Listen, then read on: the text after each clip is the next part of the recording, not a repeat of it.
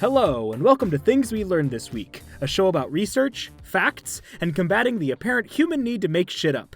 I'm your co-host, Jacob Morrow.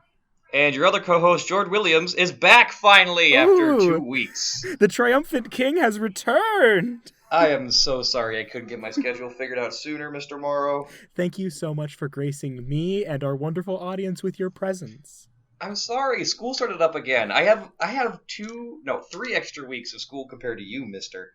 I mean, completely understandable. So yeah, I'm currently participating in my university's J-term, which is basically a 3-week condensed course that I have from 9 to noon, 5 days a week. And then right after that, I have esports practice. And between class and esports, I have work. So trying to find a time to record this was awful, and I'm awful. But I'm here now, and we're here to do this, so here we go. I mean, but it's also weird that, like, you're doing J-term when my school has already started. Like, I don't understand how that works. Is it just, like, J-term is just over Christmas or winter break? It's a weird thing, because we still have our winter break. Like, we have the 2 weeks after school gets out when we're in the finals, like the 13th to the 16th, and then it goes up until the 3rd. Yeah. And then at the 3rd, you can either do J-term, and it's like the free class for extra credits if you failed classes or you're trying to graduate early. Yeah. And then those are people that don't do J-term don't have to come back until the 23rd when we start up school again. Oh, that's cool. So you could technically have a month and a week worth of break. Why in the hell am I going to UNO when I can go to Midland and get a whole month off? Damn. Because, yeah, I tried telling you to come to Midland, Jacob. I had this conversation. I actually have a kid in one of my journalism classes that is he transferred here from Midland. Oh, lucky. I mean, hey! I think he was a communications major. I almost asked him if he knew you, but then I was like, actually, he seems like kind of an asshole.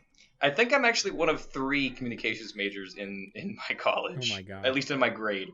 I guess I don't know if he's a communications major or not, but he was in a broadcasting class, so I figured that he was some kind of mass communications. Oh, I think why he left is because we dropped our broadcasting program altogether. Oh my god, really? The room that used to have all our radio stuff is now an office. Oh my god, I'm very happy that I am not going there. Yeah, it's sad.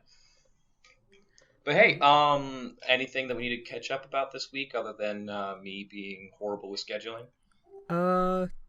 No, I mean, right now the only thing that's special for me is, as the audience may be able to hear through this crisp, clean audio, I am in a sound booth right now. Oh, a sound booth. Yes, like with the like padded, like weirdly like divoted like foam walls. Oh, yeah. You got the whole soundproof setup. Oh, you should record there more often. I would love to if it wasn't like a 15-minute walk in the cold away from my house. Oh, Jacob. I just like recording at my desk, but this is so nice too. And you just go ahead. You don't have to kick Charlie out of the dorm this way. Yeah, exactly. I just kick myself out. I don't know. When we spoiler for a dip inside the curtain for you folks at home. We were going to record earlier today, but Discord, the app that we use, or app, we could call it that we use to like talk instead of Skype because Skype is a burning pile of garbage. That we use was down, so we I don't know. During that time, I was going to have Charlie, who you guys heard in the last episode, just hang out in the room and just kind of chill and not play music out loud like he always does.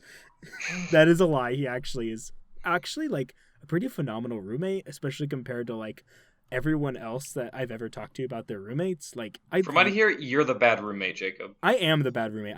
I suck pretty fucking bad in comparison to Charlie. He's like, your room's messy. You kick him out of the room to record a podcast that nobody listens to. Hey, people listen to this. Shut up. That's like been one of my biggest anxieties this week. Don't pull that on me. Okay, I'm sorry. Just another cool thing that I learned about today, in the spirit of this podcast. That I learned about, like, not even a couple hours ago, actually. It would have been around 6. I had a geology class. And they had this cool thing there. It was a lab, right? Like a 3-hour geology lab. And in the back of the room, they had this sandbox, right? But above the sandbox was a projector and a Kinect, like the Xbox 360 Kinect. Really? And they had all that wired up to a computer, and the projector was projecting down the simulation that the computer was running, and it was using the Kinect above it to like sense the sand. And what it was doing was it was creating a topographical model of how the sand was. So like, like the maps with like the lines on it that show how high something is. Yeah. Yeah, it would do that where you moved the sand and it would change color to like darker as it got higher or like lighter in color as it got lower. And so you could like really cool. Make a little landscape. And the thing that I found the absolute coolest was if you put your hand above it and blocked it, like as though like it were something casting shadow, right? Mm-hmm. It reacted to that as though your hand was a cloud, and it would throw down water. And like the water would have like its own physics based on how like the land was. So like you could create little divots in the ground and make little lakes by raining down on top of the mountains or raining down directly on top of it. Wow. It was so cool. I was like messing with it for like an hour. Okay, how long did it take you before you drew a dick in the sand, Jacob? I did not, because my lab instructor, Robert, is a very nice man, and I did not want to do that to him. Well, I'm glad you had self-control. And actually, the lab that we did today, even though it was our first lab, took a really long time. So I just didn't have time. All right, well, yeah. We've been chatting for a little bit here. Should we get started? Yeah, I think it's time to get into it. So you're going first. I go first this week, since you, quote unquote, Jordan, as the role is now being called, did first last week. So my topic this week is kind of in the opposite of where you went for supper tonight, as I know. Oh? I am doing the history of Burger King. Oh, I have some stuff for this, actually. I am very excited to hear your stuff for this. Okay, so picture the scene. It's 1953. The place, Jacksonville, Florida.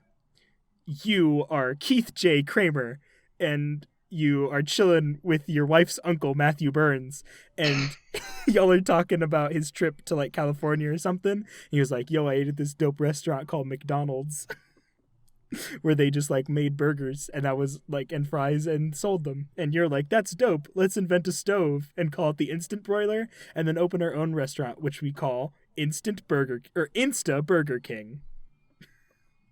Huh. And that's how BK was founded. So it was two dudes deciding to sell burgers because a clown shoved one down their throat. There were no clowns yet at Burger King, actually. Or at McDonald's, actually. Oh, really? This predates the terrifying visage that we have today. Yes, it predates its own terrifying visage as well. If you remember, we'll get to that. Mm-hmm. But yeah, actually, it was founded, like, I think it was a couple years after the original McDonald's, owned by the two McDonald's brothers, right? But technically, it being founded in 1953 makes it older than the McDonald's we know today. Oh, really? By about 4 months, because the McDonald's chain we know today was a completely like separate business, right? The one founded by... because Michael Keaton ruined it all yes. As he walked in. I actually have a tab open right now on my Google that is literally Michael Keaton's name, because I knew I wasn't going to remember it. He's the one actor who I love in everything I've ever seen him do, but I can never remember his name. Yeah, Jack Frost, Batman, yeah. Angry Dad and Spider-Man. Yes, and Birdman, wasn't he? Spoilers, Jacob. No, Birdman, like the movie Birdman. There's a Birdman movie? I thought that was called Birdman, wasn't it? What? Birdman! I don't remember Birdman. Yeah, Birdman. It's about a former cinema superhero, Regan Thompson, who's played by Michael Keaton, trying to start a Broadway career, hoping to breathe life in his character. I never knew this movie existed. It won, like... What did it win? It won an Academy Award for Best Picture, Jordan. Really? I'm putting this on my list now. Yeah, I meant to go see it, but I just never got around to it. People sing its praises all the time. Anyway... But yeah, basically, it is a separate business, and therefore BK is technically older than the McDonald's that was founded by Ray Kroc in 1955. All right. But only a year later after they founded it, it was kind of bought by two dudes named James Miclemore and David Edgerton. So they kind of like shared it with Kramer and Burns for a little while. It was during this time that we see the invention of the greatest villain the Big Mac has ever seen, the Whopper. Ooh, big boy Whopper. The big boy Whopper. Shortly after its invention, as all evil creations do, it destroys its original creators. In 1959, the original business of Insta Burger King. It's hard to say the word Insta. And have it not mean Instagram? Yes, exactly. Insta Burger King began to like fail kind of based off of like their practices. So Kramer and Burns got kicked out and the whole business was completely rebranded as a more simple name, though it was slightly slower, Burger King. So, the Burger King we know today. The Burger King we know today, kind of. BK would run successfully under Miclemore and Edgerton for about 8 more years before it was sold to the Ghostbusters' worst enemy, surprisingly, the Pillsbury Doughboy. Wait, Pillsbury bought Burger King? Pillsbury bought Burger King for a cool 18 mil. Yeah. It was during this time that the commercials using that like cartoon, like a more cartoonish king as the mascot began airing, with the company trying to market itself like more toward kids because McDonald's kind of had captured the adult market, and so they were like, "Here's a place where we can fit in." At one point, Burger King's whole slogan was even just "Burger King, where kids are king." And surprisingly, it worked really well. They quickly like rose to the number 2 spot, like right below McDonald's. And we'll get to how right below that might be here in a little bit. So a few years after this campaign, the animated king was actually replaced not by the one that we know a little bit better, but by the person, dude? Not by him yet, but by the person that he's based off of. That's something I didn't know about, actually, was that originally it was a human person, like a live action person. It was just a dude dressed like a king? It was a dude, and the actor's name was Dick Gagnola, something like that, Dick Gagnola. And he looks like a handsome dude. He looks like the mascot, like the bobblehead, but just a person. I have to see this man. He's kind of a handsome dude. Like, he's not ugly. All right, it's autocorrecting to Dick Gondola, and I do not want to explore that right now, so continue. Okay. Alongside this like human king, they introduced some other characters, like how Ronald McDonald had his name was not Grimer. What was that dude's name? Grimace. Grimer. Yes, Grimer and his dad Muck. Oh Lord. But they introduced some other characters like Sir Shakes-a-Lot, the Wizard of Fries, and the Burger Thing. Well, Sir Shakes-a-Lot is a Aqua Team Hunger Force character now, isn't he? Wait, really? Like, he moved on. Yeah, his name is Master Shake, but yeah, I was gonna I think say he moved on in the world. Yeah, I mean, I guess so. They even had like a Hamburglar style antagonist who was called the Duke of Doubt. The Duke of Doubt. Okay, this sounds like some sort of like it sounds like a kids commercial you'd see about trying to make youth understand about the dangers of mental health. Yes.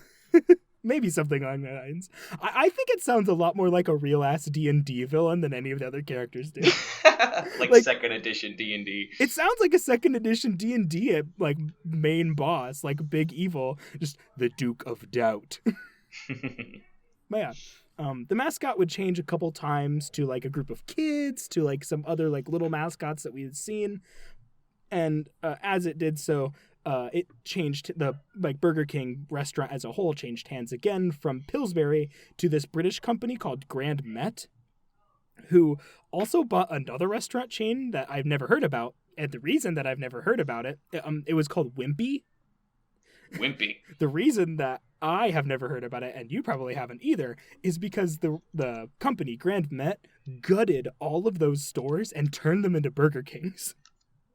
Oh, so Burger King laid siege to Wimpy. Yes, just took over and Google gobble one of us all of the Wimpies. Oh, whoops. They were also behind the switch that BK made from serving Pepsi to serving Coke. Because originally, like, there was also that antagonism between McDonald's and Burger King where one was serving Pepsi and one was serving Coke. Mm-hmm. Which I think was kind of weird because I've never, like, seen... Like, it feels like none of the big places serve Pepsi. Like, wait, is that not a thing? I thought Burger King... No, Burger King does have Coke. Burger King sells Coke because they're the only place that sells the Coke slushies anymore. Right. Wait, I think the only place I've seen with Pepsi might be Culver's. Yeah, Culver's has Pepsi. Taco Bell has Pepsi because they serve Mountain Dew. Yeah. Oh, I'm just I'm a dirty girl for the what is it, the spiked lemonade? Oh, that shit's good. With the pineapple juice that like not pineapple, the cactus juice that absolutely does nothing for the flavor, but I fall for it every time. Yes, me too. It's kind of like the that pink agave like it's not lemonade. I think it is lemonade from shoot. What's the sandwich place from Panera? That like the pink like prickly pear. That's what it is. The pink prickly pear lemonade. That shit tastes like nothing, but it's so good. We shouldn't record hungry again. No, I'm starving. All right, anyway. All right, back to Wimpy. Actually, we're done with Wimpy because Wimpy died, remember? Right. Yeah. And things continued this way with, like, them being owned by Grand Met, who didn't really give a shit about them. Mm-hmm. Like, they also owned Guinness, right? Like, the liquor. And they paid... really? Yeah, they paid a lot more attention and help, like, creating and building that company up than they did Burger King, which just kind of sat there and was like, hi, we're still here and we have a creepy ass king. In 2003 we finally get to see the king that we all know and fear with the deepest of dreads. He's a tall plastic-headed monster with a constantly grinning rendition of Dick Gonyola. But he's got an amazing driving sense. Have you seen him drive a go-kart? I have seen him drive a go-kart, and do you remember the other game that came out? That was was another game? Do you not remember the other game that came out? I wasn't aware there was a second game. There was a second game that they sold around this time. Did they sell them or did they give them out? Was it like the GTA equivalent? No, it wasn't. Oh, that might have been a mod. I think there was one that existed, but the other game that came out was more based off of how the king acted in the commercials. The game was called Sneak King. What? And the game was based around pretty much what the king did in the commercial, where he would sneak up on people and then give them Burger King products. Like in the commercial, like there were some where like the Burger King would like appear in people's beds and like people would open the blinds and the king would be there and then he'd offer them like a Whopper. So like a slasher film, but instead of killing you, he makes you obese. Yeah, he gives you food. Oh my god. But yeah, after Grand Met started letting Burger King like fall into disarray, this company called TBG Capital snatched them for like $1.5 billion. And under their leadership, they started to come back up and get better and better to more toward the point that they were at today. But before they could get how they are now, where they're kind of like fine, I guess. They were bought. They're still in competition with McDonald's. We'll get to that. This company called 3G Capital bought them. And under their leadership is where we see the king as we know him in all of his horrible, horrible glory vanished. In 2011, his creepy-ass plastic head was retired. And he has not appeared in an actual commercial since because, and this is a real thing that their press statement like put out, and I don't really see how this was applied anywhere at any of their stores. They wanted to focus on their merchandise instead of their advertising. Wait. So they realized that their burgers were trash and decided to put away the big creepy king head because they wanted their burgers to be better? And then just continue to make shit burgers. I mean, let's be completely honest with ourselves. Yeah. They do have chicken nuggets for $1.50 for 10. I guess okay. That is like the only good thing that they have, but like their chicken nuggets aren't good. They're not good. I mean, and it really, honestly though, like I do have to give them credit for that because the dollar, is it like $1.50 for 10 chicken nuggets, right? I live off the dollar menu, Jacob. Yes, it's $1.50 for 10 nuggets. At least their chicken nuggets are not as bad as McDonald's are now. I don't know what the fuck they did to that recipe, but those chicken nuggets suck now. Oh, yeah, no, you didn't hear about that. They're getting rid of preservatives and artificial flavors in their products. They're slowly starting to filter them out. I love that. Don't do it to the fucking chicken nuggets. They're chicken nuggets. They can have preservatives in them. Well, they're chicken nuggets in quotes. I mean, have you seen the like the pink mess that comes out? Anyway, the documentary. Yeah. Mm-hmm. Anyway, yeah. So that's where the history of the so-called kings of burgers end and come to today. All right. So I got 2 questions you didn't cover in your research. Go ahead. When is the affair with Wendy come into the timeline? I actually have that. Oh, what? What's your next question? My next question, I actually forgot because I didn't expect a real answer for the Wendy thing. Go on. But basically what it is I found a listing of their profits from last year. Uh-huh. And they are currently number 2, right? Mm-hmm. Wendy's is trailing closely behind. Oh. It is possible that Wendy could dunk on the Burger King in profits just as hard as she does on Twitter. Oh my god. I'm actually going to have you guess. I'm going to tell you Burger King's and Wendy's profits, and then I want you to guess who how much the top dog is making. Okay. So, currently, Wendy's at 3rd place is at $9.3 billion in profit as of 2018. Oof. Burger King is at $9.6 billion. Okay. Oh, wow. That's super close. Where do you think McDonald's is at? I'm going to guess 29. $37.6 billion. Oh my god. 37. I do not know how the fuck Burger King thinks that they are even close to a competitor to fucking McDonald's. It's McDonald's. Well, you did hear about the promotion that the Burger King mobile app has now, I guess? Oh, yeah, the one where you can go and order. Isn't it like $1 Whopper if you're like within... You can order a Whopper, apparently, for a penny. $0.01. That's what it is, yes. If you do it within 600 feet of a McDonald's. I just like... I don't... That's another thing that did happen in their timeline I think that was under TBG. Mm-hmm. It was either under them or under Grand Met when they had a CEO who did start doing that like direct aiming at against McDonald's advertising. Where they would be like, era. Our burgers are bigger and better than McDonald's is. Where they would literally like say it out loud. And that's really where we get this like feeling of like, oh yeah, like Pepsi and Coke, dogs and cats, Burger King and McDonald's.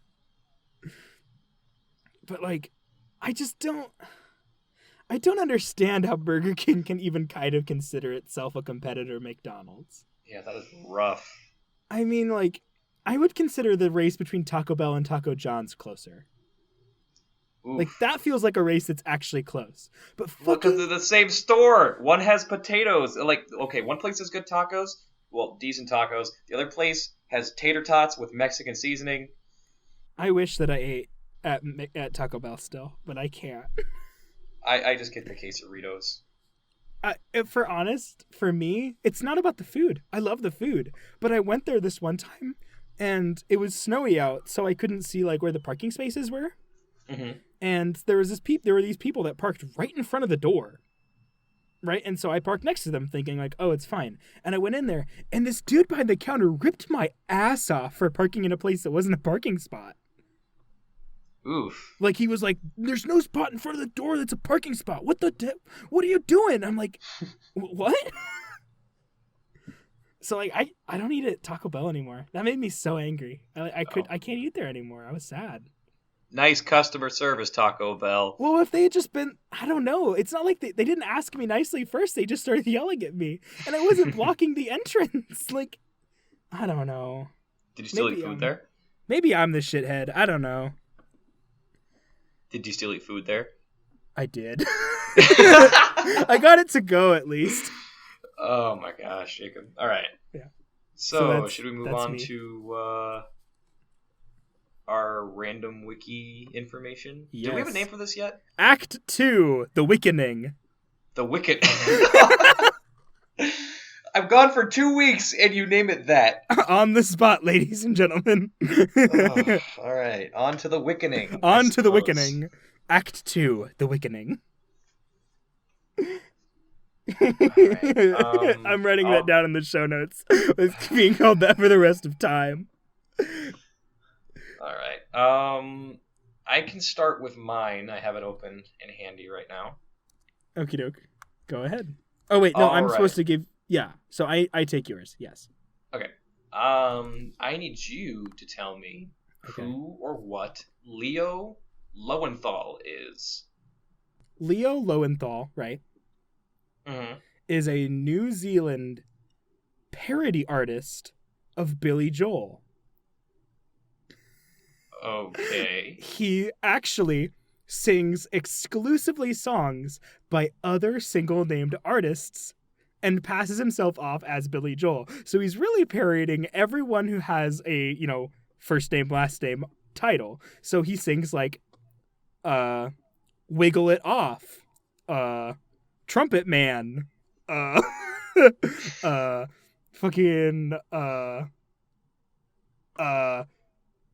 Wanted, Alive or Dead.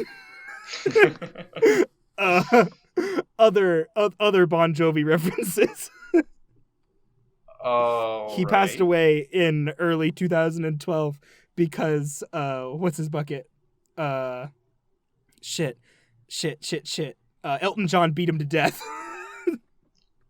and that's why he's a knight now. That's why the Queen made him a knight, is because he murdered that dude. Interesting timeline for Mr. Leo Lowenthal. Leo Lowenthal. Go ahead, who is he? You weren't close. I didn't figure. So, Leo Lowenthal, born November 3rd of 1900, died January 21st of 1993. Okay. Was a German sociologist usually associated with the Frankfurt School. Okay. Now, apparently this guy is really important because it has a lot of text that I don't have time to read on a 45-minute podcast. True. But he seems to be a very, very well-esteemed sociologist, born of assimilated Jewish parentage. Okay. And was the last surviving member of the Frankfurt School's inner circle. Okay. He achieved international recognition as a symbol of because of this organization. He received international recognition as a symbol of its remarkable collective achievement. Is this someone who I'm actually supposed to know who it is? I feel bad now. You might have learned about this guy in history class. Oh, cool. Well, props to you, Joel. I don't remember his first name. Leo. Joel. Props to you, all Leo. right. Rest in peace, my dude. Okay, would you like yours? Let's hear it. What is an equerry? An equerry? What is an equerry? Oh, an equerry is like it's like a phone book, but for horses.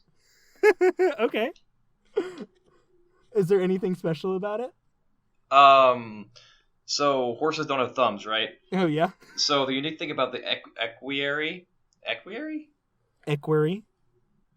So the equerry is a horse aquarium. I'm sorry. Yes. Equerry it's kind of like a phone book, but it's equally or it's proportioned to a horse, and so all it does is that thing like how horses can count. They count the number of horses that they need, and then they just call that many horses.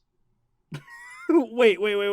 So it's not based around like calling specific horses, but rather calling the community of horses at large. The equerry knows what horses needed. That's the thing about horses. Horses are never in a place they aren't supposed to be. They're always where they're needed. Yes. I love it. Would you like to know the real thing? Please. I am actually... equine, right, is one of those prefixes that is only ever used for horses. Yep, I knew that. I have that much basic English. It's actually, an equerry is an office of honor.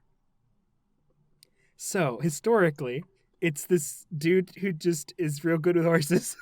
Pretty much it's like captain, but it's for a dude who takes care of stables really well. Oh my god, it's like the king of jockeys. It's like the king of jockeys in equerry. That's got to be such a tiny crown. That is so amazing. Yeah, it's really cool. I'm just imagining. I'm imagining the. It would be like the Game of Thrones, the throne of what is that called? The throne they're fighting over. Oh, the Iron Throne or whatever. Iron Throne, yeah, but it would be made of daggers. I mean, okay. But yeah, there actually are equerries still assigned today. There are still people who have the designation of equerry. And I cannot imagine this. It's like, okay, so how does an equerry rank compared to like a noble? So I dub the Sir Horse Rider. I don't even know. They're actually a senior officer. They're like almost like they're on level with like a major or a lieutenant commander or a Navy lieutenant. Wait, so is this like a cavalry thing? Yeah. It's like high. Like it's like high. Yeah. No, that's really cool. Okay, people who ride horses and have swords at the same time, I can get behind that. That's awesome. It's pretty much only used in something that I just found out is referred to as the Commonwealth of Nations, which is that's European stuff, right? It's Great Britain and all of the countries that are like part of that Commonwealth. Well, we're a part of that Commonwealth. I thought Brexit was separating that stuff. I'm very horribly informed about Brexit. Yeah, I do not know how like Australia and like New Zealand work, because like New Zealand still has Britain's flag on it. Since, they didn't change their flag. I don't know. It's weird. But yeah, cool. And now on to Act 3. I don't know what Act 3 is called for you. Would you like to give yourself a name, or would you like to reserve that right for later? I'm not going through another Wickening fiasco. We could find it sometime else. Okay. Go ahead. So, I did some research on a topic. Unfortunately, my main source's website got shut down and replaced, and I can't find the new website because it's in Japanese. But I decided my topic this week is going to be hot springs. Oh, hold up. Pause. Okay. I'm putting cucumbers over my eyes. All right, now we're ready. We are prepared. Okay. So, over the summer, I happened to go on a vacation with two friends of mine, and we stopped by a hot spring based in Mystic Springs, Utah. Now, Mystic Springs, if you haven't been there, if you've never been to a hot spring, it's a little expensive if you stay at the place, but if you want to go for like just a normal hot spring, this is I cannot recommend this place enough. It's very relaxing. There's a public bath, and there's literally some baths that are it's just bathtubs that are like half encased with sandstone because of how they're made. It's actually really cool. That's cool. But so yeah, hot springs. The basis of hot springs are basically they are big, small, whatever bodies of water. Oceans of hot water. No, they're not oceans big, but it's basically enough water that the water seeps down into the earth deep enough to touch really, really hot rock like close to our mantle, or even exposed magma at the bottom of the hot springs, just reservoir, if you want to call it. Plate tectonics and shit. Yeah, deep hot rock earth stuff. So big hot rock under earth make water hot. So, as a result of this, hot springs, because of this magma and exposure and all this bubbling and boiling that happens underneath, hot springs have a couple unique things in their composition. So one thing that hot springs have are thermophilic microorganisms. Okay. Those are those things you learned about in science class that are basically really, really tiny bacteria that are the ones that can live in really hot temperatures. Like, I think they're called extremophiles, some of them. Oh, yeah, the shit that Germex kills? No, the Germex doesn't kill extremophiles. God! So, yeah, and on top of that, there's other species of algae and archaea and those kinds of things. Okay, cool. And as well as thermophiles, you also get a lot of minerals that are deep in the Earth's surface that get churned up with all this boiling, and in some cases, hot springs will turn into geysers if there's enough pressure and heat that it shoots them all up. So yeah, like Old Faithful is basically just a pressurized hot spring. It's basically just a pressurized hot spring that is also a super volcano that will eventually wipe out most of the western United States. Precisely. Most hot springs happen from volcanic activity, but it's not necessary. They also happen in all animes ever. Yep. And actually, I'm going to get to that. Oh, really? Just in a little bit. Yeah. Holy shit! I'm excited. So yeah, because of all these bacteria and minerals and other things that come from deep in the soil, that tends to give some hot springs their unique colorations. So one such hot spring that you may have heard of would probably be Grand Prismatic Spring. Okay. So I'm looking at an image of it right now, and it's one of the big ones in Yellowstone National Park. Yes. Okay. I can see it through the audio podcast. Yes. Okay. So imagine if somebody took a watercolor painting, blue at the middle, then going outwards from the middle, it goes blue to light blue to green to yellow just to orange. Okay. And then threw a baseball at it.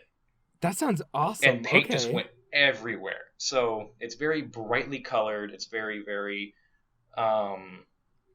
it's very nice to look at. Okay. Unfortunately, Grand Prismatic Spring is also one of the more deadly kinds of hot springs that you can find today. Okay. So hot springs, while most hot springs do have medicinal uses that I will get to in a little bit, yes, a lot of hot springs are actually very deadly.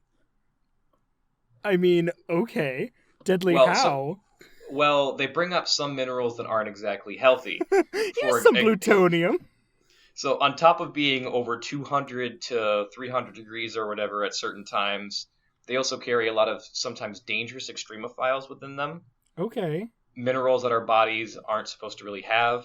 And in some cases, a lot of them actually have radon gas. Oh. So actually radiation. Okay, cool. Yeah, so a lot of hot springs that we know about and that were sometimes used most often were actually radioactive. And once we came out with Geiger counters, we found out about this and decided, hey, you know what? We don't know what radiation does. Let's sell it as a medicine. Absolutely. So the good thing about radon gas is when it comes out of these hot springs, the half-life is less than 3 days, if not just mere hours afterwards. But that's still pretty long for radioactive stuff, isn't it? Mm-hmm. Unfortunately, there's a little bit of an issue for some of them. Okay. People started to take this irradiated water and then bottling it and selling it as radon water. What the fuck? When did this happen? Like right after the whole radiation boom. Like I said, like really soon after we learned what Geiger counters were. So like 60s, 70s? About 100 years ago, give or take. Yeah. Oh my god. Okay. And so for those of you that don't know, symptoms of high radon levels in your water that you are consuming have signs and symptoms such as persistent cough, hoarseness, wheezing, shortness of breath, coughing up blood, chest pain, frequent infections like bronchitis and pneumonia, loss of appetite, weight loss, and fatigue. And feeling like you've just stood in the middle of Chernobyl for 15 seconds. Yeah. And so the thing about radon water was, at first it was okay because they were bottling it and then selling it, and people weren't being really injured because the half-life was like 3 to 4 days in the bottle. I mean, that still does sound like kind of dangerous, but okay. Well, they started making specialized coolers. So that the radon would keep its destructive qualities? They sold a cooler called the Radium Ore Revigator.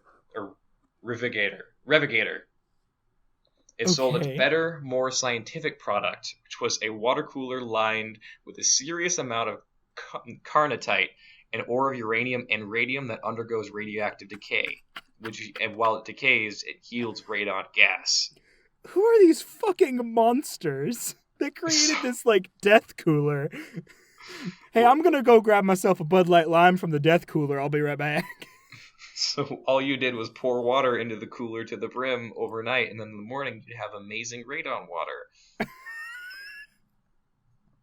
Unfortunately, if you didn't pass away in the night from the radon coming, out of the cooler. Yeah, unfortunately the product worked. Of course. Mm-hmm. But other than dangers associated with hot springs, there's also, now that we know what hot springs actually are, there's as few as 22 deaths a year on average in Yellowstone alone, let alone like actual deaths across the world. I mean, that's as many as we know how. Way more than people that are killed by sharks. Yeah. And vending machines. Isn't it? How do people die in vending machines? So. Aren't you like more liable to die from a cow than a vending machine? You are way more liable to die from a cow than most animals, considering we live in Nebraska. Good point. But yeah, so a lot of now that we know what hot springs are, a lot of them actually do have several health benefits. Okay. So the website that I did have that unfortunately passed away had a lot of the actual chemicals of the internet. Fly away. I wish I had a lighter on me. Okay, so a lot of the I lost the page with all the minerals and chemicals in it that actually are beneficial for our body, but I still do have a source of a lot of the benefits, such as some of the minerals that are in hot springs, such as calcium and sodium carbonate, bicarbonate. Okay. It's believed that it's believed that our bodies, when we sit in a hot spring for a long period of time, we soak in these minerals, okay, and it helps increase our blood circulation. Oh, cool. And by that, it helps with our blood flow, makes us a lot more relaxed, limber, all you could ask for. Absolutely. They also reduce. I'll get to that one actually last. Resting in hot springs makes it easier for you to sleep if you're an insomniac. It heats up your body, and then as it cools, it makes you nice and tired. You sleep like a rock. After sitting in a hot spring for 6 hours this summer, I can attest I had never slept better in my life than after that hot spring. Hi, I need that. Mm-hmm. I need that right now because I have a class at 8 o'clock in the morning. It relieves pain. An Israeli study published in the Journal of Rheumatology International actually found that hot mineral baths actually have a pretty significant effect in pain relief and fatigue caused by widespread nerve pain. Interesting. Okay. Mm-hmm. And then it can also heal skin problems. So with people with eczema or just a lot of like dry, flaky skin, sitting in this mineral bath and maybe scrubbing. Please don't scrub if you're in there with people. It basically gets rid of all the dead skin on the surface and helps your new healthy skin underneath actually get more supple and smooth. We need to dip one of your legs in it. Hey! My leg hair hasn't grown back yet, but it's not dry anymore. Don't jump over bonfires, kids. Just don't jump over bonfires. Listen to your friends when they try to stop you from jumping over bonfires. I was having fun! Anyway, the last but not least thing that hot springs can actually do to benefit you is reduce stress levels. In humans, we get relaxed if we're sitting in a hot spring because it soothes our tightened muscles.